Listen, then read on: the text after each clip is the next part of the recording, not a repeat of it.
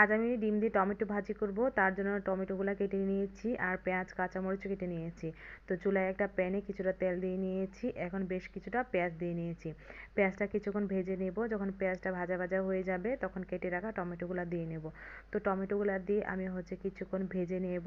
তো কিছুক্ষণ টমেটোগুলো ভেজে নেওয়ার পর এখানে কেটে রাখা কাঁচামরিচগুলো দিয়ে নিচ্ছি। তো কাঁচামরিচগুলো দিয়েও আমি কিছুক্ষণ নেড়ে চেড়ে নেব, তারপর এখানে কিছুটা মশলা অ্যাড করে নেব। তো ফার্স্টে দিয়ে নিচ্ছি হাফ চামচ করে হলুদের গুঁড়া, ধনিয়ার গুঁড়া আর মরিচের গুঁড়া। এখন দিয়ে নিচ্ছি স্বাদ অনুযায়ী লবণ। তো সব মশলাগুলো টমেটোর সাথে কিছুক্ষণ খুব ভালো করে ভেজে নেব। তো কিছুক্ষণ খুব ভালো করে ভেজে নেওয়ার পর এখন অল্প একটু পানি দিয়ে নিচ্ছি যাতে টমেটোগুলো খুব ভালোভাবে সেদ্ধ হয়ে যায়।